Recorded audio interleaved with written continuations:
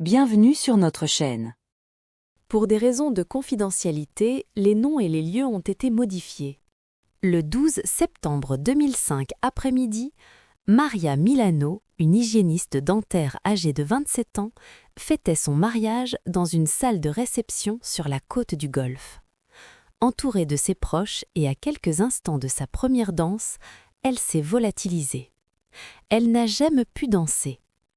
Malgré une enquête approfondie menée par les forces de l'ordre locales, les agences fédérales et d'innombrables heures de bénévolat, Maria a disparu sans laisser de traces le jour de son propre mariage, ne laissant derrière elle que des questions et un marié abasourdi.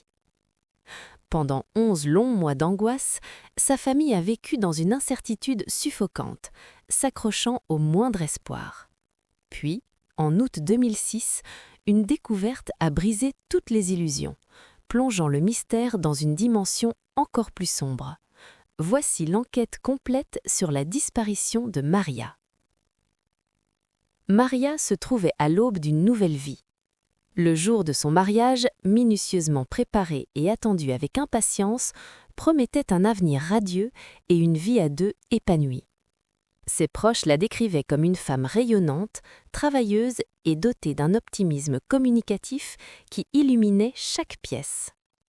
Ce samedi-là, sur fond de paysages pittoresques du golfe du Mexique, son enthousiasme était palpable, une douce lumière qui contrastait avec le blanc immaculé de sa robe.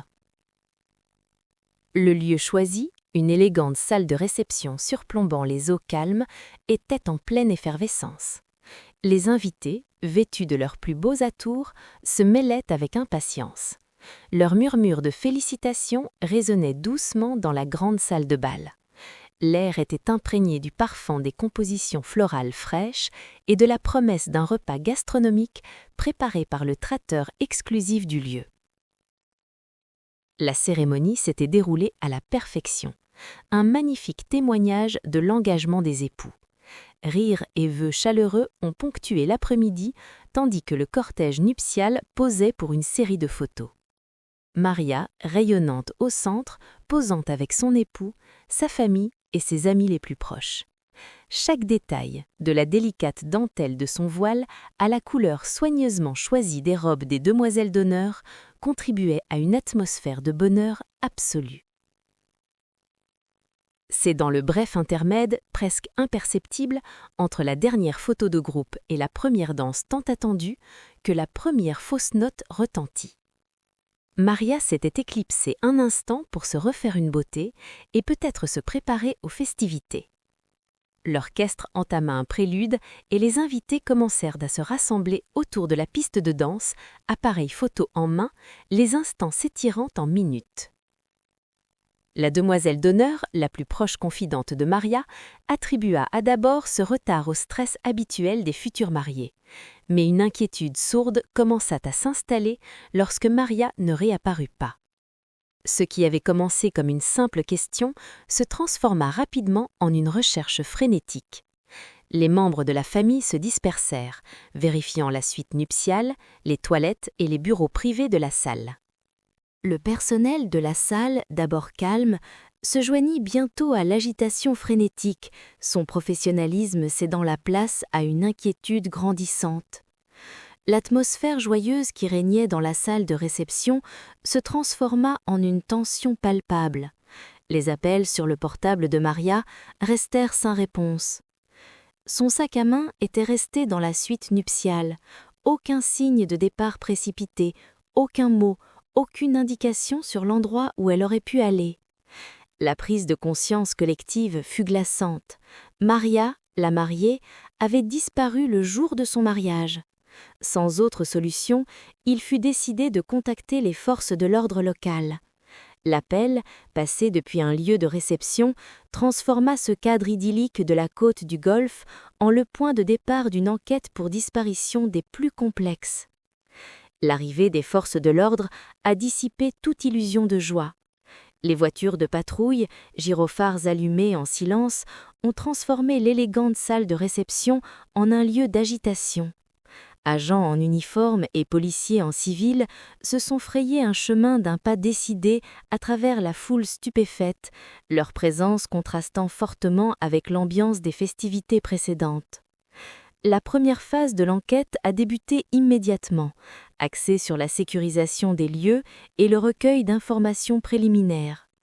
Les enquêteurs ont entamé des interrogatoires systématiques en privilégiant les proches de Maria. La demoiselle d'honneur, encore visiblement bouleversée, a relaté les derniers instants connus de Maria, insistant sur son bonheur et son enthousiasme apparent. Elle n'a fourni aucune indication sur d'éventuels ennemis ni sur les raisons qui auraient pu pousser Maria à disparaître volontairement. Le responsable du lieu, un professionnel chevronné, a permis d'accéder à tous les recoins de la propriété, détaillant l'agencement et les protocoles de sécurité, mais n'a pu expliquer comment une personne pouvait disparaître sans laisser de traces d'un événement aussi fréquenté. Le traiteur et son personnel ont également été interrogés. Ils ont fourni des détails sur leurs déplacements et leurs observations, mais rien de suspect n'a été relevé. Chaque conversation visait à déceler le moindre détail négligé, le moindre changement dans le comportement de Maria ou la présence d'une personne suspecte ce soir-là. Une fouille minutieuse de la salle de réception et de son vaste domaine a été entreprise. Les enquêteurs ont passé au peigne fin la suite nuptiale, la cuisine, les réserves et même la propriété en bord de mer. Ils ont cherché des signes de lutte, des fractions, d'objets abandonnés ou le moindre indice pouvant indiquer où se trouvait Maria ou les circonstances de sa disparition. Mais les recherches n'ont rien donné. Aucune vitre brisée, aucun meuble déplacé, aucune empreinte dans le sable, aucun mot. C'était comme si Maria avait tout simplement disparu de l'enceinte du bâtiment. La disparition extraordinaire d'une mariée le jour de son mariage a rapidement captivé l'attention du public. Les camions de reportage des chaînes locales se sont rapidement positionnés aux alentours et l'affaire a vite fait sensation dans tout le pays. Les spéculations allaient bon train. S'agissait-il d'une simple déconvenue, d'une mariée en fuite ou d'un drame bien plus sinistre ? La frénésie médiatique, tout en générant des témoignages, a également engendré de nombreuses fausses pistes et théories, compliquant davantage l'enquête naissante. Malgré des appels à témoins et une large couverture médiatique, aucun témoignage crédible de Maria n'a été recueilli et aucune demande de rançon ni communication de sa part n'ont été enregistrées. Les jours se muèrent en semaines et l'activité intense des débuts s'essouffla, laissant les enquêteurs face à un mystère déconcertant et une frustration grandissante. L'affaire de Maria, la mariée disparue, ne disposait d'aucune piste concrète, jetant une ombre pesante sur la côte du Golfe. Avec le calme revenu, le temps fit son œuvre inexorable et cruelle. Les semaines se transformèrent en mois, chaque aube n'apportant aucun éclairage nouveau sur le sort de Maria. Les appels à témoins, les recherches exhaustives et les innombrables heures passées à examiner des pistes n'avaient rien donné de concret. Le puits de pistes potentielles, autrefois si abondant, s'était tari, laissant les enquêteurs avec une pile de rapports non concluants et un sentiment de frustration grandissant. L'affaire, très médiatisée et qui avait fait la une des journaux nationaux, s'est peu à peu estompée de l'attention du public, laissant place à des faits divers plus récents et plus urgents. Pour la famille et les amis les plus proches de Maria, le temps n'apportait aucun réconfort, seulement une angoisse grandissante. L'incertitude les rongeait, un tourment implacable, bien pire qu'une tragédie définitive. Chaque sonnerie de téléphone faisait naître un espoir désespéré, aussitôt anéanti par le silence ou une nouvelle impasse. Le traumatisme était immense, transformant des vies autrefois emplies de joie en un paysage de deuil perpétuel et de questions sans réponse. Il se débattait quotidiennement avec les deux théories principales. Maria avait-elle, pour des raisons inconnues, choisi d'abandonner son mariage et sa vie, ou avait-elle été victime de quelque chose de bien plus sinistre ? Sans corps, sans mots, sans le moindre témoin crédible, les deux possibilités restaient aussi plausibles qu'indicibles. L'enquête policière, malgré la bonne volonté et le dévouement des agents, s'est enlisée dans une impasse douloureuse. Les ressources ont finalement été réduites et l'affaire Maria Milano, la mariée disparue, est passée du statut d'enquête active à celui de dossier classé, périodiquement réexaminé mais sans nouvel élan. La salle de réception, autrefois si animée, située sur la côte du Golfe, a finalement rouvert ses portes. Les réalités économiques de l'entreprise ont fini par éclipser le spectre persistant de la disparition. Mais pour ceux qui connaissaient l'histoire, et pour la communauté dans son ensemble, l'ombre de la disparition de Maria planait toujours. C'était un rappel silencieux et glaçant du jour où une jeune femme avait tout simplement cessé d'exister, ne laissant derrière elle qu'un vide et un mystère profond et tenace, voué à rester irrésolu. Près d'un an s'était écoulé depuis la disparition de Maria, le jour de son mariage. 11 mois d'une incertitude insoutenable avaient transformé l'affaire en un dossier classé, un souvenir douloureux et irrésolu pour sa famille et une note de bas de page troublante dans les archives de la police locale. L'espoir initial de la revoir saine et sauve s'était depuis longtemps évanoui, remplacé par un désespoir sourd et lancinant. La salle de réception, jadis lieu de festivité, était devenue le témoin silencieux d'une disparition inexpliquée. Puis, sans crier gare, le silence fut brisé. Un mardi matin, une inspection de routine dans cette même salle de réception de la côte du Golfe mena à une découverte qui rouvrit de vieilles blessures et replongea la communauté dans un véritable cauchemar. Dans un local de stockage rarement utilisé, attenant à la cuisine principale, un congélateur de traiteur, visiblement plus ancien que les autres, était cadenassé. Sa présence n'avait rien d'inhabituel. De nombreux établissements utilisaient des espaces de stockage annexes. Cependant, une anomalie dans son registre d'entretien a incité à un examen plus approfondi. Lorsque le cadenas a été forcé et le lourd couvercle soulevé, l'air à l'intérieur de ce petit espace confiné n'était pas simplement froid, c'était un vide glacial d'horreur. À l'intérieur, recroquevillé dans une scène macabre, gisait le corps de Maria. La scène était glaçante, un écho terrifiant du jour de sa disparition. Elle portait encore des lambeaux de sa robe de mariée, une ceinture déchirée, jadis immaculée, désormais tachée et décolorée, et un fragment de son voile délicat emmêlé dans ses cheveux. L'état de congélation du corps, associé aux fragments reconnaissables de sa robe de mariée, ne laissait aucun doute quant à son identité, ni sur le déroulement terrifiant de son destin. Maria ne s'était pas enfuie, elle avait été cachée, enfermée dans le froid pendant près d'un an, victime silencieuse entre les murs mêmes où elle était censée commencer une nouvelle vie. Sous le choc et face à la macabre réalité de la découverte, les enquêteurs se mirent immédiatement au travail sur les lieux. Le congélateur devint leur principal centre d'intérêt, examiné minutieusement dans les moindres détails. C'est là, dissimulé sous le corps congelé de Maria, qu'apparut un élément de preuve crucial, un petit ruban de fleuriste. Son importance ne résidait pas dans sa matière, mais dans le texte imprimé à peine visible qu'elle portait, une étiquette de service pour une marque d'électroménager disparue. Ce détail s'avéra immédiatement crucial. Une marque n'étant plus produite signifiait que le ruban était soit ancien, soit qu'il renvoyait à un appareil spécifique, peut-être obsolète, ou à un service de réparation spécialisé. Elle offrait le premier lien tangible entre la fin tragique de Maria et une source potentielle, transformant une affaire de disparition non résolue en une enquête pour homicide active, étayée par un indice concret.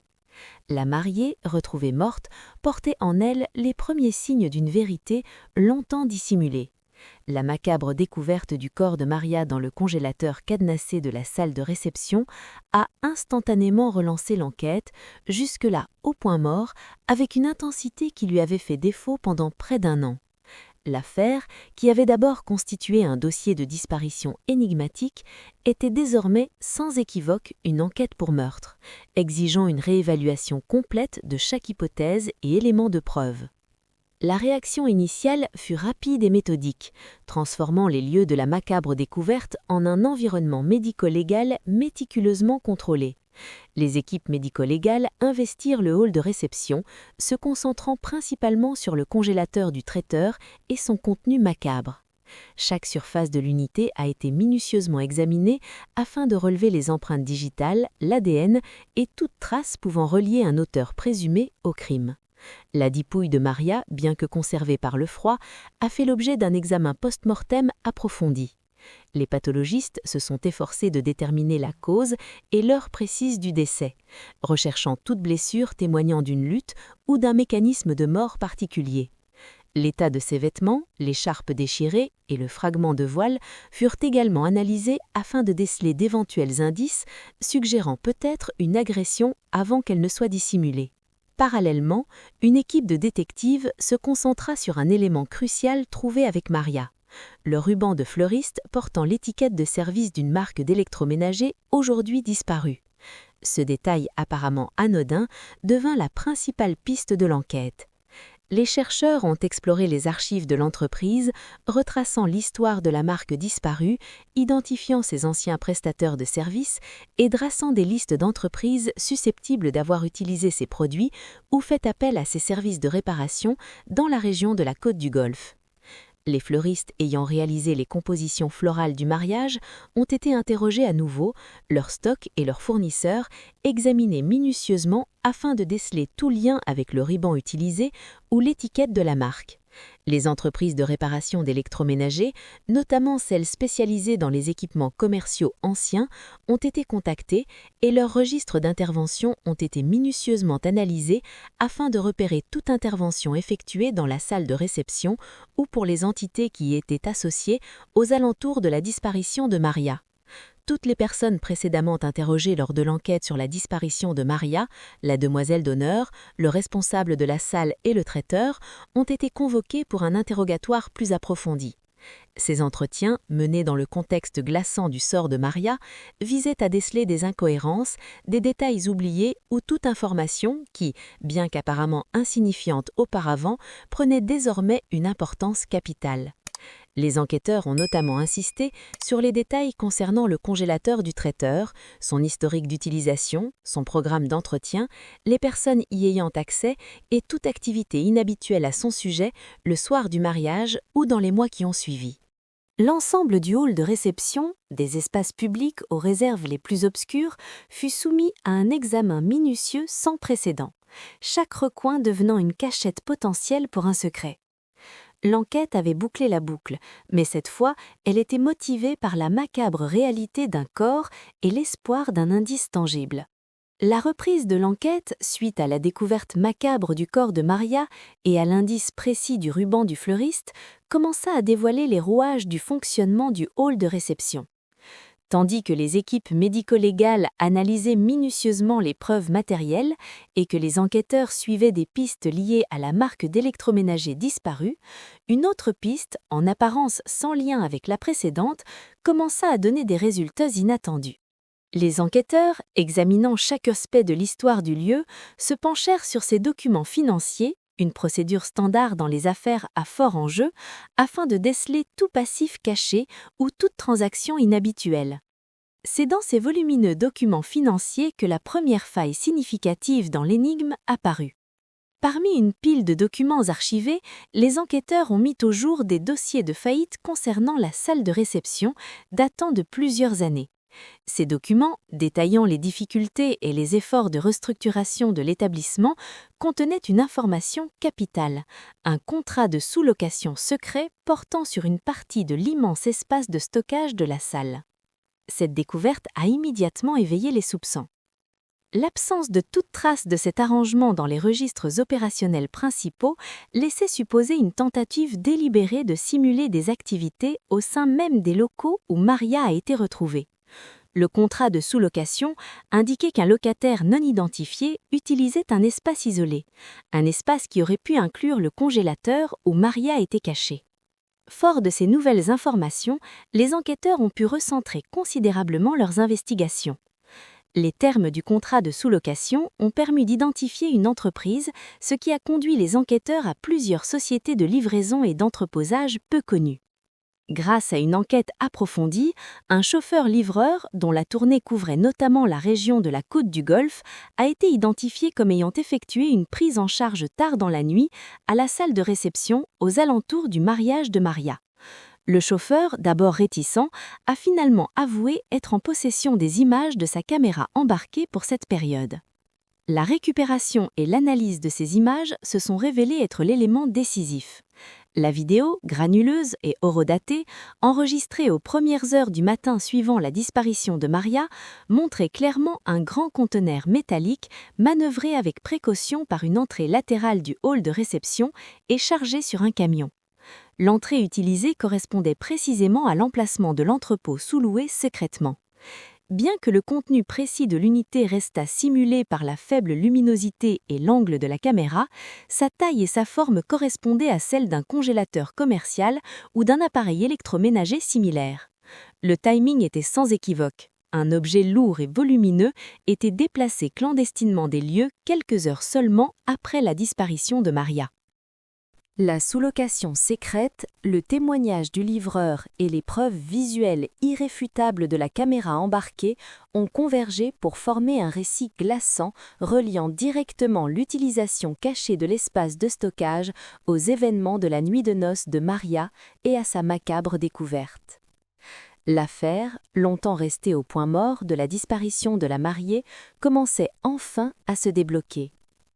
La sous-location secrète, combinée aux images de la caméra embarquée, a fourni aux enquêteurs une piste incontestable vers le coupable. L'individu responsable de l'accord clandestin, Thibaut Agnello, copropriétaire de la salle de réception, a été convoqué pour être interrogé. Confronté aux preuves irréfutables de l'espace de stockage dissimulé et à la vidéo montrant le déplacement d'un gros conteneur le soir du mariage de Maria, les dénégations initiales de Agnello se sont rapidement effondrées. Il a avoué avoir géré un réseau illicite de stockage et de distribution de matériel électronique haut de gamme volé, utilisant les zones isolées à l'arrière de la salle, notamment le grand congélateur du traiteur, pour entreposer temporairement la marchandise. Il s'avéra que Maria avait découvert cette opération par hasard lors de sa brève absence de la réception. Cherchant peut-être un moment de calme ou explorant simplement un couloir moins fréquenté, elle avait surpris Thorne et un complice en train de préparer une cargaison. Sa présence, une faille cruciale dans leur plan, avait provoqué une réaction aussi rapide que brutale. L'arrestation de Thibaut Agnello et de son complice, un ancien employé de l'établissement, a mis un terme immédiat et définitif à l'enquête en cours sur le meurtre de Maria. Les chefs d'accusation étaient clairs: meurtre, entrave à la justice et participation à une organisation criminelle. Pour la famille de Maria, la nouvelle, bien que dévastatrice en confirmant sa fin tragique, offrait aussi un profond sentiment d'apaisement, quoique douloureux. La longue et angoissante attente de réponse prenait fin, laissant place à la dure réalité d'une justice rendue par la loi. Le procès qui suivit révéla les détails glaçants des derniers instants de Maria, la décision délibérée de la faire taire et l'acte odieux de dissimuler son corps dans le lieu même censé célébrer son bonheur. Thorne et son complice ont été reconnus coupables et condamnés à de lourdes peines à la mesure de leurs crimes. Si aucun verdict ne pourra jamais véritablement compenser la perte de Maria, la procédure judiciaire a néanmoins apporté un certain apaisement, permettant à sa famille de faire son deuil en sachant que les responsables avaient été traduits en justice. L'histoire de Maria Milano est devenue un poignant rappel des ténèbres qui peuvent se cacher sous des apparences anodines. Sa vie pleine de vie, tragiquement interrompue, a laissé une empreinte indélébile sur sa communauté et dans le cœur de ceux qui l'aimaient. Le souvenir de la mariée congelée n'était pas seulement le témoignage d'une vie fauchée trop tôt, mais aussi un récit glaçant et édifiant sur les secrets, les trahisons inattendues et les efforts extraordinaires que les enquêteurs sont prêts à déployer pour faire éclater la vérité. Son affaire, d'abord un mystère déconcertant, a finalement mis en lumière le pouvoir d'un simple indice négligé pour résoudre les crimes les plus complexes et les plus odieux. Merci d'avoir regardé. Nous vous proposons une autre vidéo en cliquant sur le lien ci-contre. N'oubliez pas de cliquer sur le bouton j'aime, de vous abonner si vous voulez en regarder davantage, et de mettre en commentaire ce que vous avez pensé de cette histoire fascinante.